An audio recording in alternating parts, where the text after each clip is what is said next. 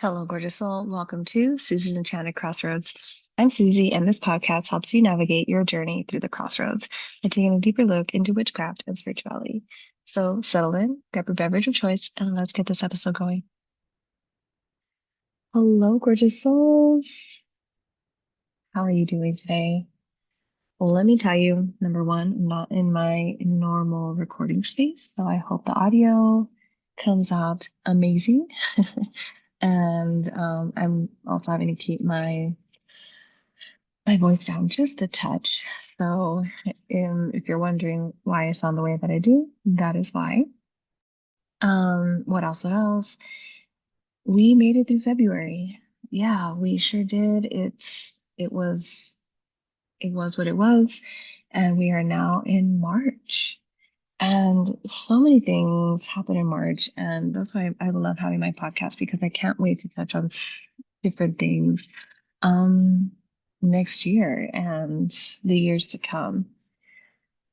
As I'm recording, I'm looking out a window and the wind here, atrocious, totally atrocious. You don't want to be here in the desert right now. And in all honesty, March is always super windy. It's nasty.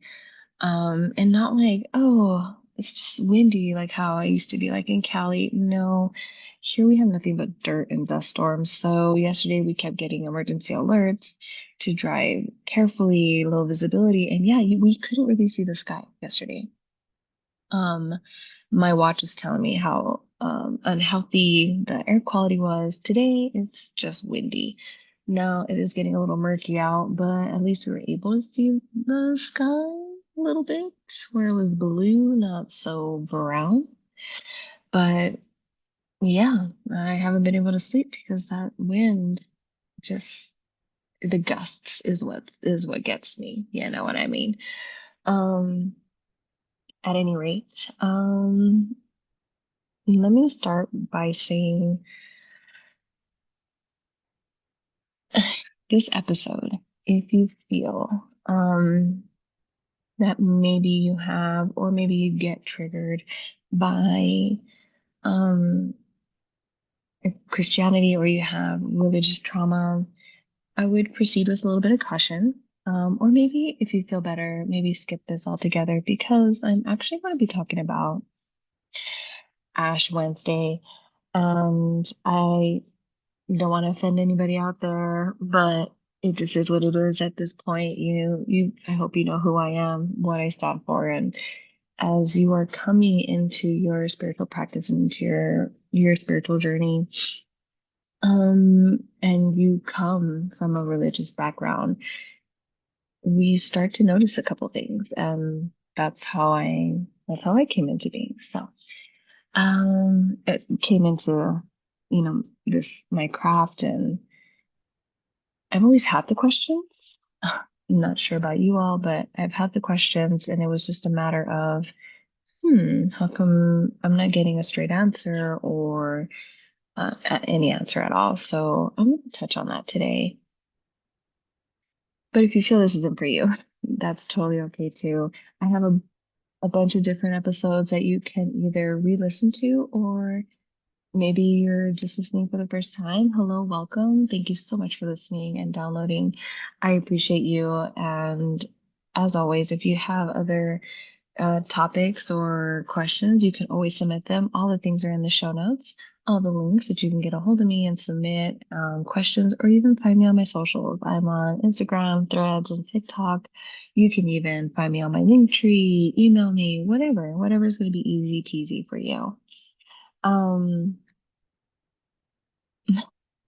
but before we get into it, March is going to be quite a whirlwind. Not going to sugarcoat that either.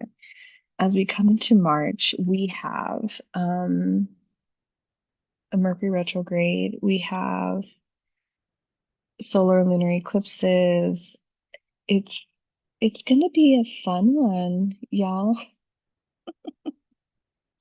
And by fun, I feel like, man, we're about to like really get in it. You know what I mean? So, I did post a question on my stories if you wanted me to redo the episode on a retrograde because I do have Mercury retrograde and eclipse season a couple episodes down when I think the lunar solar eclipse, the major solar eclipse that was happening because we were actually able to see it where I live and it was amazing.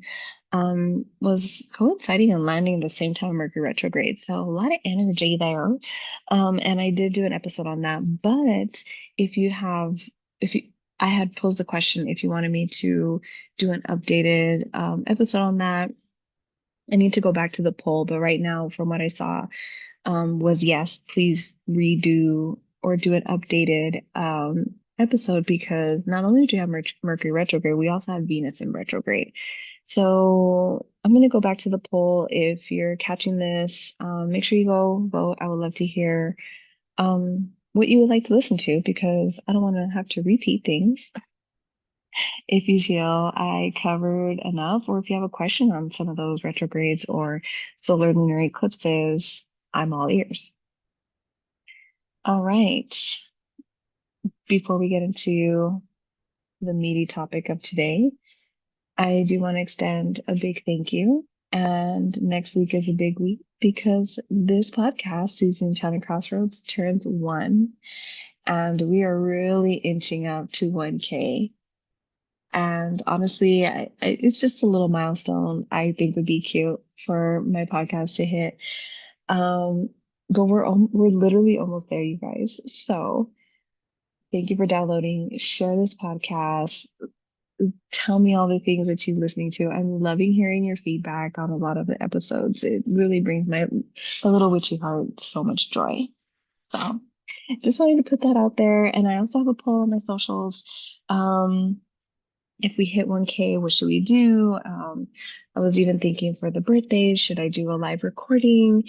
I had a live recording suggested, a giveaway suggested, and I love both those ideas. So if you have another idea or you want to second an idea or third an idea, please go on my socials and make sure you vote.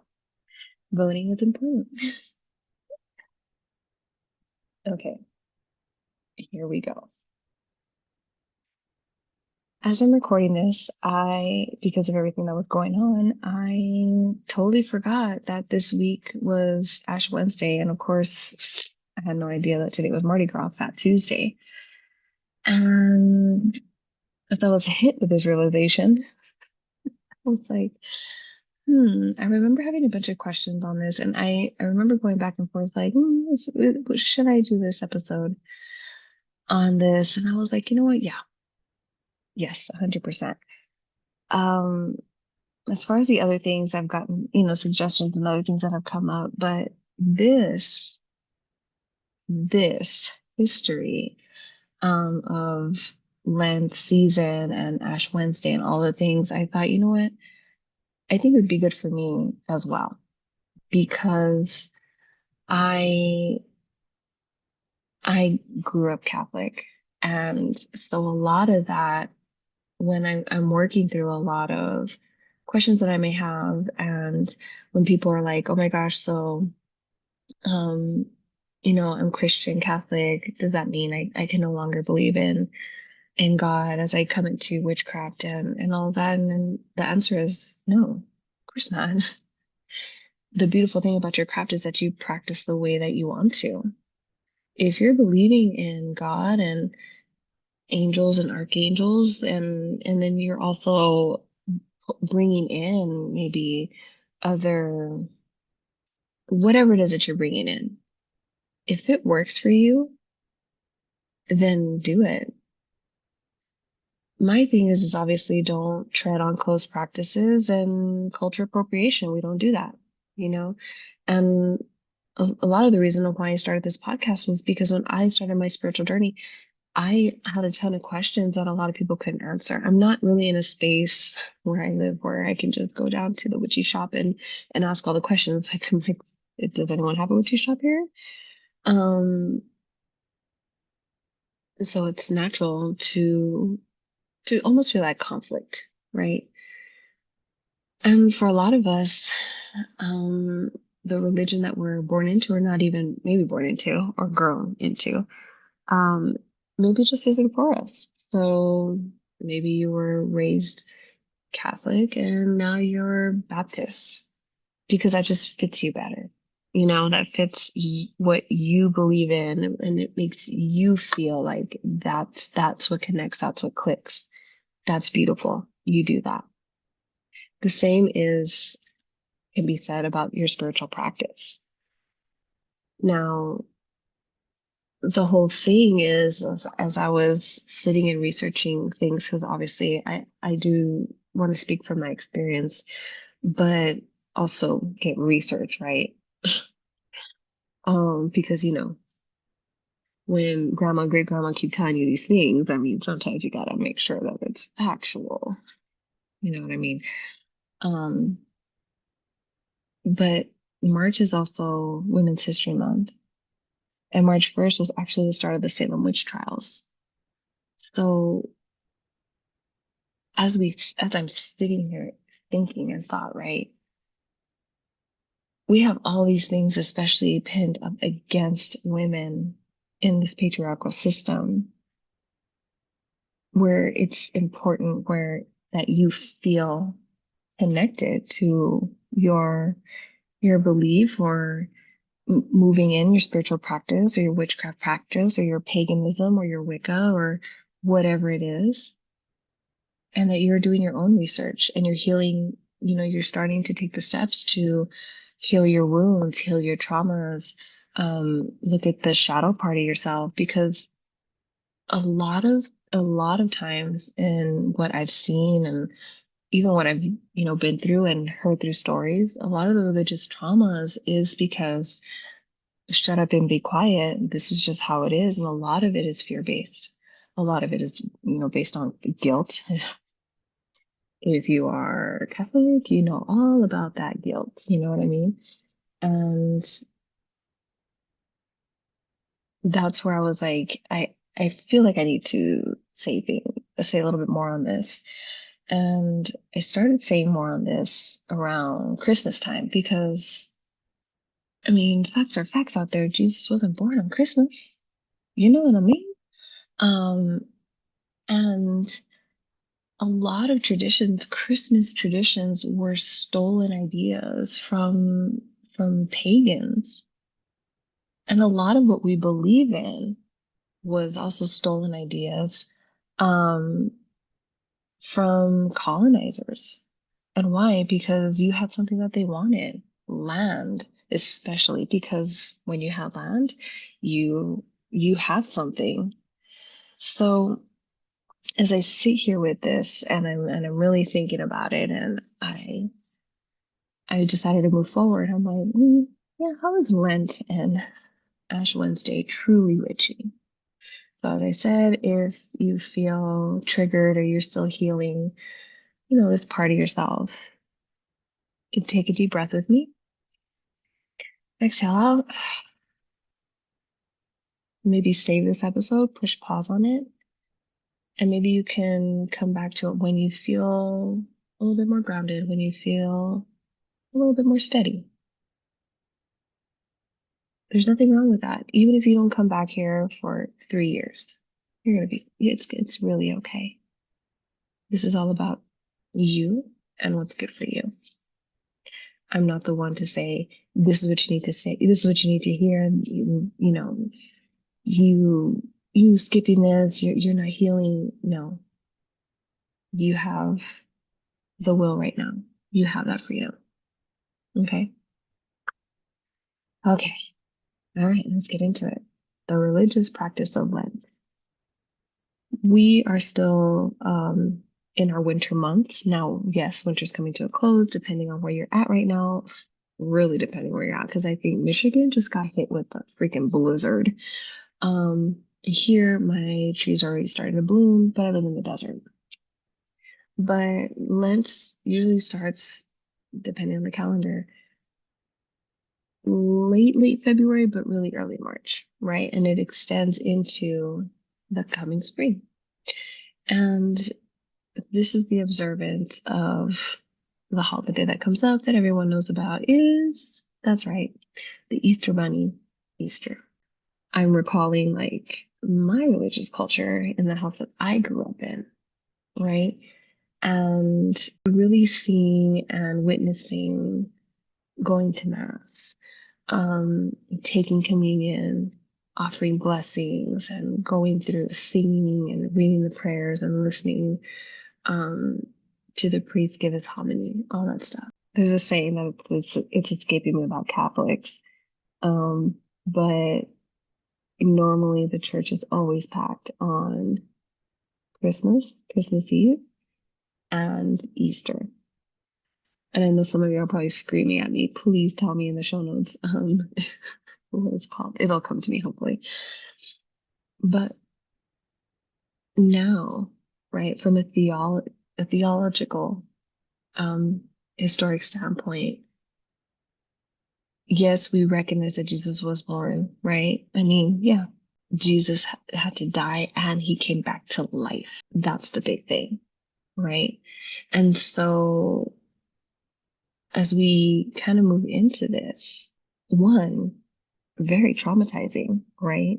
The way he died on the cross, crucifixion style, and oh my God, the movies you'd watch when we were little, and I remember I was listening to the radio, and one of the DJs was like, I've always had I was always so scared as a child going to church because all I saw was this dead man on a wooden plank.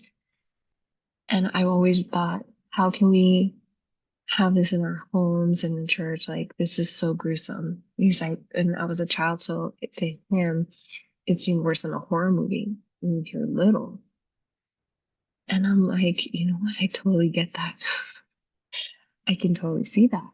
Very, very traumatizing. Um, and this idea of hell and eternal damnation, and then, this person was murdered. That's where the religious trauma can be born, right? So if you've ever attended an Ash Wednesday Mass, you're asked to sit with the truth of your own mortality, right? And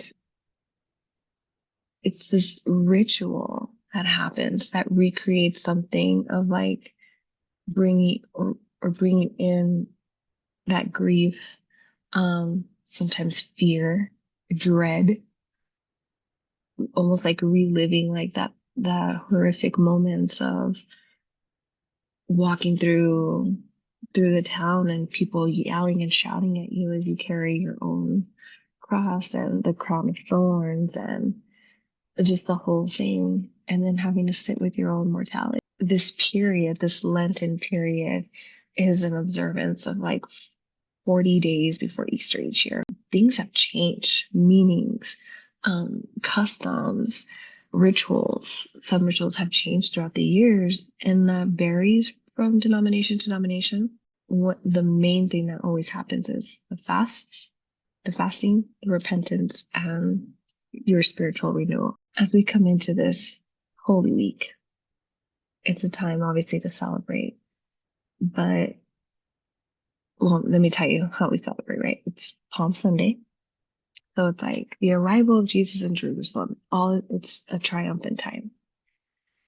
Then we have Thursday, which pays tribute to the Last Supper, which I'm sure all of you have seen, portrayed in pictures and paintings. And sometimes that is reenacted in some congregations. And it's usually the Thursday before Good Friday. And then we have Good Friday when we remember the crucifixion of Jesus. And then we have Easter Sunday when we celebrate the resurrection of Jesus. I know where I'm at. We're primarily Catholic here and Christian, Hispanic, Latin culture. And so we have Good Friday off because it is a time to sit with your own mortality, to repent, and to remember that gruesome crucifixion of Jesus. These Christian Lenten traditions date back all the way to the 4th century. And of course, they're going to evolve over the years. Um, it's been traditions passed down for generations, right? And the origin and the timeline of this, it can kind of get a little complex because just yesterday, my sister was watching mass and she was like, "Do y'all know that fasting isn't about just eating one meal a day?"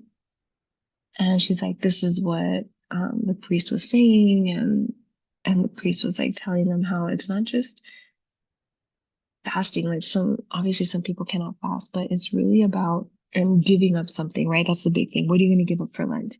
It's not like, oh, I'm going to give up sweets and chocolates.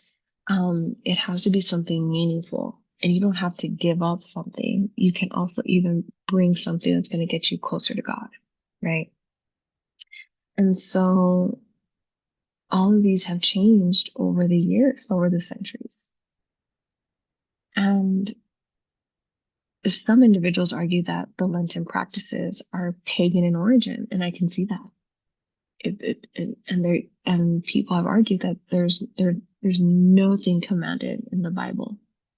The 40-day practice of Lent during the late winter and spring is not actually mentioned in the Bible. And this is the reason why some denominations don't practice it, such as Baptists. Now, others will say in the research that I've done is that the proponents of Lent is to practice what is tied to the biblical narrative. As it says, Jesus' fast in the wilderness before he started his ministry was recorded time of 40 days. So that we can take that and in that context and put it for our practice. Now, while the Bible does contain numerous accounts of fasting and other practices that are similar to those associated with Lent, the early Christian church highly engaged in preparations for like Easter celebrations. Lent did not officially begin that practice as it is today. The 40-day approach isn't recorded anywhere until 325 CE, when there's a reference to 40-day period appeared in the canons of the Council of, oh, I'm going to butcher this, Nicaea. Through this time, such traditions became embodied in familial traditions and community structures. Today, individuals practice these traditions and they have their own stories and how they pass it down through their generations. Okay, so why do we think that Ash Wednesday and the Lenten season began with paganism, right? Ash Wednesday actually starts 46 days before Easter. Sundays are excluded from Lent fasting, which is how the 46-day period became a 40-day fast. Easter is always on a Sunday, right? Easter Sunday. And it's on a different date every single year. Why is that, you may ask? Well, that's because this holiday falls on the first Sunday that comes after the first full moon following the spring equinox. And that's where I'm like, yeah, very, very pagan, very, very witchy. Now, in Eastern churches, the dates of Lent are slightly different. Like in this case, Lent starts even 7 weeks before Easter on a Monday, and it ends 9 days before Easter on a Friday.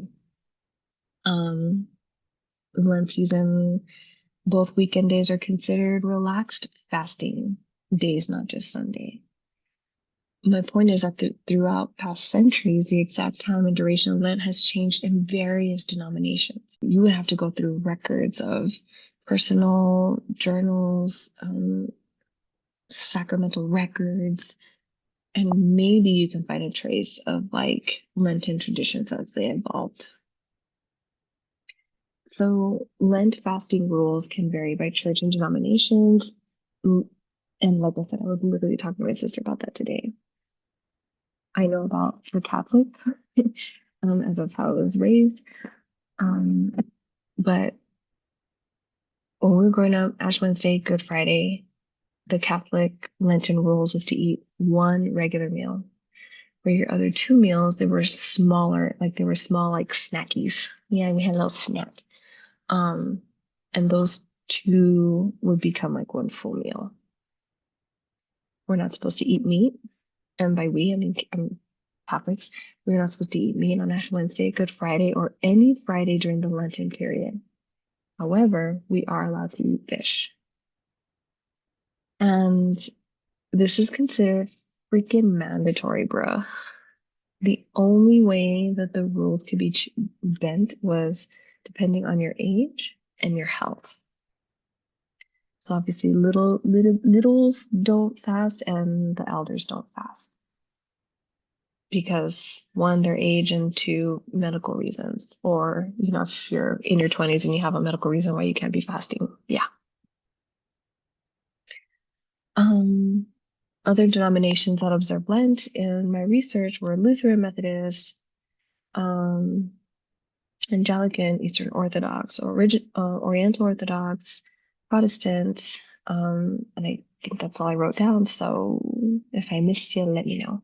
When, okay, I'm trying to figure out how I want to wave this. So much happens during this Holy Week, right? We have the Passion of the Christ plays, um, the storytelling between Jesus' crucifixion and the resurrection and the celebrations and Last Summer, Holy Communion, Judas betraying Jesus. It's big. But when we look at the Lenten celebrations around the world, this is where it clicked for me when I was like, oh yeah, today's Fat Tuesday, it's Mardi Gras. And how fitting in fashion that Lent celebrations and customs take on different variations in the world. That I know, understand that, but for Mardi Gras to kick off the celebration of the Lenten season, which includes parades, fairs, food, drink, um, beads. If you know, you know. If you don't, look it up. But this is on Tuesday before Ash Wednesday because we're coming together as a people to enjoy this period of literally excess and excitement before coming into such um, a restricted and sad, solemn time of Lent period. So it's almost like drink as much as you can, especially if you're going to give it up, eat as much as you can, indulge in your adult activities because it's going to be a long stretch of not being able to do anything. And I don't know why I always laughed at that. Um, it just brings me back to a point where, yeah, I used to partied hard too. Um, and I always like, I can't believe this is like how we act. Like, oh my gosh, I have to like get it all out of my system because I'm not going to be able to do it for 40 days and 40 nights. So during this Lenten season, it's like, what? And then as soon as the Lenten season's over, what happens? We become gluttonous again and we go back. So I'm like, are we learning anything here? Like, what are we doing? Why are you giving this up if you're gonna come right back to it and it's gonna have a hold on you as soon as the season is over? What are we why do we feel we have to prove ourselves and like look at what I'm doing, look at what I'm giving up. Oh my gosh, yes, it's just so hard. And because that's also in the Bible, it's like don't let your what is it, your right hand or your left hand know what your right hand is doing. It says right there that you're not supposed to go out in the streets and look like you've been fasting. You're supposed to go out there and with wild oiled hair, from what I remember, wild oiled hair and like you look put together. You're not going out there for sympathy. You're not going out there um supposedly doing all these things to get closer to quote unquote God or Jesus or your religion and be looking like, oh, look at me, look at all that I'm doing, because that's obviously the opposite of what you're supposed to be doing. But that's exactly what we're fucking doing. And so it really hits a little trigger for me when I see all that's happening in our society today. So-called uh, Christians acting not very Christian-like and only picking and choosing parts of the Bible and parts of Psalms and whatever to say out just to prove their own point instead of reaching out and loving everybody. We push them away and we cast them out. And the whole point is to like stand up and and talk out against oppression instead of making them be quiet. And that's why it hit for me, especially for women, right? We can't outwardly say anything and and and love each other, right? Because you're different, or no, shut up, you know your place, or you're poor, you don't know. When hello, that's exactly what is being preached in your church, is that Jesus did all those things. He wasn't just out here performing miracles just to show like, hey, look, this guy with leprosy, watch me heal him. All for the gram. No, bro, that's no. Even even in the Bible, he says, and obviously I'm not going to quote it because I have it in front of me, but if you're coveting over someone, a man to a woman, then you need to pluck the other eye out, bro. And love thy neighbor, help each other out. You don't need all the things. Hashtag consumerism. This is where I have the conflict. And this is why I'm like, I believe in all of this, yes, but you can't be saying that you believe in all of this, right? Whether it's your organized religion. And I've even seen it on Witch Talk where it's like, no, you're not doing it correctly. You need to do it this way because this is how it's done, pinpoint period, right? And it's like, no, that's why the craft is the craft.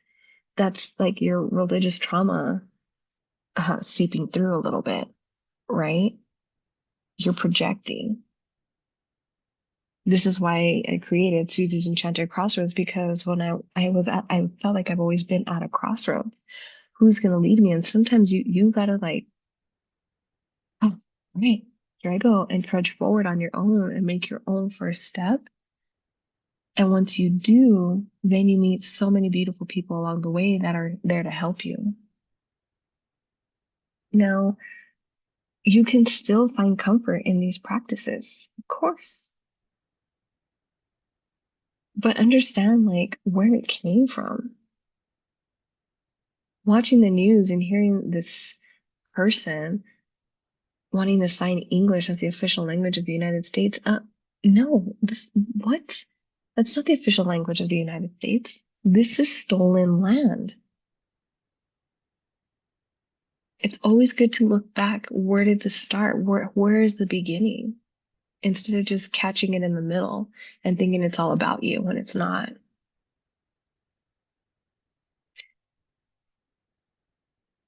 These rituals that, and as I see it as a kid, right? Sitting in the pew, being quiet, right? Because you're Catholic, you're quiet, you're paying attention. And we would get quizzed. My mama would quiz us just to make sure we're paying attention. But these rituals of church in my childhood just bring something up for me spiritually, right? And like I said, you can take comfort in these practices. But the ashes used in Ash Wednesday services are a powerful ritual tool. And in case you didn't know, they're made from the palms left from the previous year from Palm Sunday. And they're mixed with holy water. They're blessed by a priest. They're mixed with the incense. They mark as the bearer, the member of the church, a person in this world, and that you're aware of death's role. The ashes serve as a spiritual tool for unification and divinity, as well as sitting with your own mortality. There's just so many rich traditions to really explore, and all of this started with the ashes because when I burn my ashes, when I burn my incense, when I burn my basil leaves or my petition papers, they become ash. And what do we do with that in our spiritual practice, right? Different methods of working with ashes: banishing, healing, money workings, the curses, hexes, um, luck. What else? Did I say protection? Protection. All of these, just with ashes, can be such a useful magical tool, especially if the practitioner knows what to do with them. It's like when we do full moon, new moon rituals and you write it down on a piece of paper, you light it on fire, you let the ashes cool down, and you allow those ashes to blow away into the universe. That is setting out your petition out.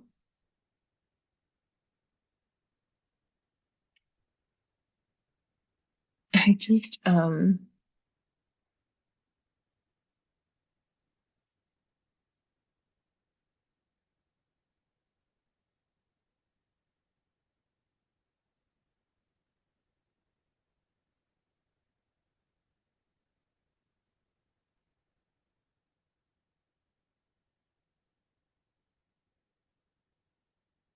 there's just so many things, like I said, with the spring equinox, the full moon, the ashes, the ritual, um, that all have a pagan start to it.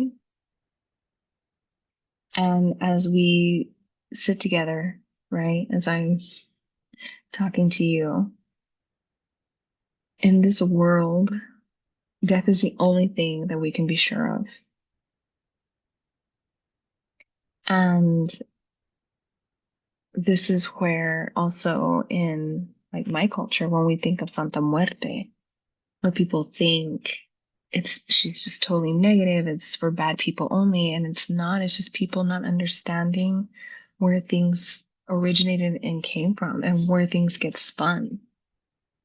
There are whole religious traditions built around finding peace with death. I mean, now there's death doulas. I mean, not now, but like there always have been, right? Birth doulas, death doulas. But now we're recognizing them as our craft becomes more and more, I don't want to say popular, but I mean, it's out there now, right? It's getting more traction. And what's important is that we're learning these lessons of these traditions. That's why when I'm working with tarot, people freak out with the death card, but that's not what we automatically think of it as an omen. Especially if you're working through religious traumas and we look at Jesus rising from the dead 3 days later, it's like, wow. And as I did an episode on the witching hour, the threes come into mind as a powerful number, very spiritual number, very chaotic when things happen around 3 a.m. It's the time I think people were noted that that was a time that Jesus passed. It's just a time where a lot of chaos, the veil is thin, but the witching hour isn't always negative. It's just how you perceive it. Some witches love chaos because things can't be love and light anymore. And as you listen to this in 2025, obviously, right, we're really in it. If you're out there and you're listening and you're wondering, do I do it? Do I not do it? Just know that a lot of what you do has roots, okay, deep roots in paganism. We're in 2025. Think of like your ancestors. They didn't have freaking Google, you know what I mean? And sometimes your neighbor was miles and miles and miles away from you. These Sabbaths and these harvests were important. And there's beauty in connecting with nature. That's why people tell you to go outside and touch grass when you're really in your head because we're so plugged in. And sometimes we need to go out and breathe in and to touch the earth. So yeah, that's just a little bit of what I have for you. My gorgeous. Until next time, I'll see you at the crossroads.